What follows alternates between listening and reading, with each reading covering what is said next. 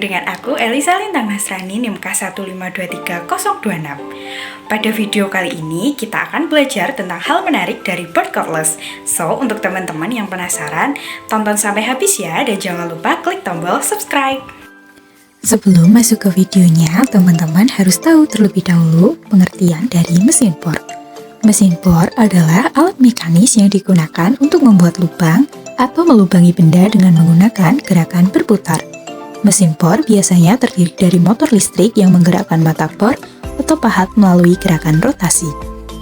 Nah, kali ini kita akan membahas tentang bird cutlass.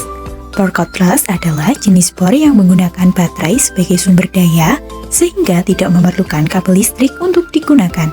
Hal ini memberikan keleluasaan dan portabilitas yang lebih besar daripada bor listrik konvensional.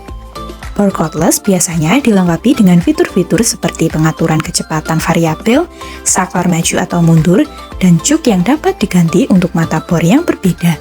Menggunakan bird cutlass cukup mudah. Berikut adalah langkah-langkahnya. Yang pertama, pastikan bor sudah terisi penuh. Biasanya, bird cutlass memiliki indikator baterai yang akan memberitahu Anda kapan perlu diisi ulang. Yang kedua, pilih mata bor yang tepat untuk pekerjaan yang akan dilakukan. Mata bor yang berbeda digunakan untuk bahan yang berbeda pula, seperti kayu, logam, atau beton. Yang ketiga, pasang mata bor.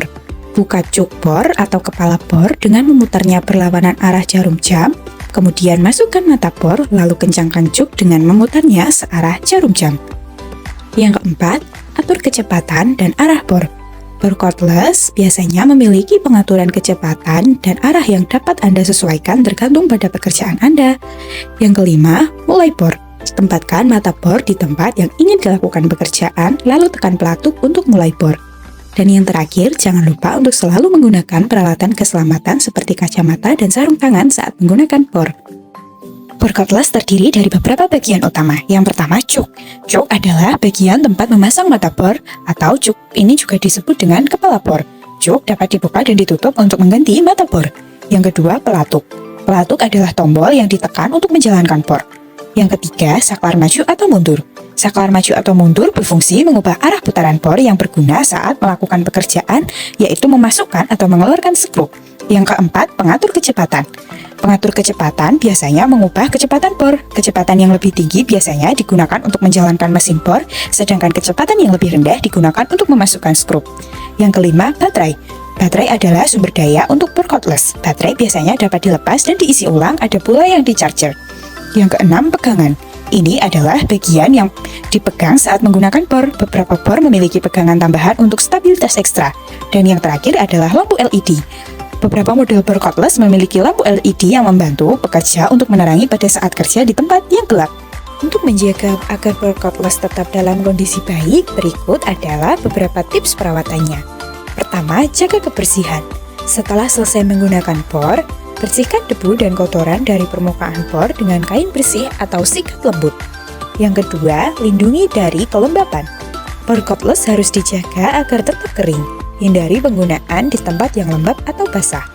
Yang ketiga, periksa baterai. Pastikan baterai bird cutlass selalu terisi penuh sebelum digunakan. Jika baterai sudah habis atau melemah, segera mungkin untuk melakukan isi ulang baterai. Yang keempat, pelumas. Beberapa bird cutlass memiliki bagian yang perlu dilumasi. Periksa petunjuk penggunaan dan gunakan pelumas yang direkomendasikan oleh produsen jika diperlukan. Yang kelima, simpan dengan baik. Simpan bird cutlass di tempat yang aman dan terlindungi dari benturan atau jatuh. Gunakan kotak atau tas khusus untuk melindunginya saat tidak digunakan. Yang keenam, perawatan rutin. Lakukan perawatan rutin sesuai petunjuk produsen, seperti penggantian sikat karbon atau pemeriksaan umum. Jika ada masalah atau kerusakan, bawa bird cutlass ke pusat layanan yang kompeten. Ingatlah untuk selalu mengikuti petunjuk penggunaan yang disediakan oleh produsen bird cutlass. Dengan perawatan yang baik, bird cutlass Anda akan tetap berfungsi dengan baik dan memiliki umur pakai yang lebih lama.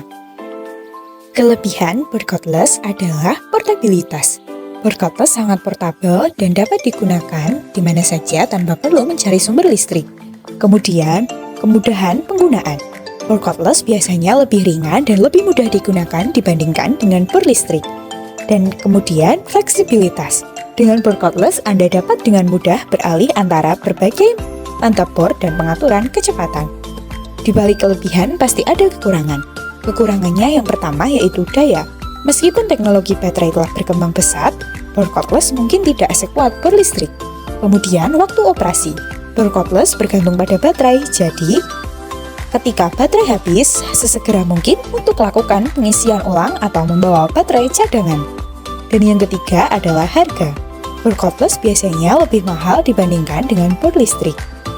Keselamatan dan kesehatan kerja adalah aspek penting yang perlu diperhatikan saat menggunakan board cordless atau alat-alat lainnya. Berikut adalah beberapa tipe K3 yang perlu diperhatikan pada saat menggunakan board cordless.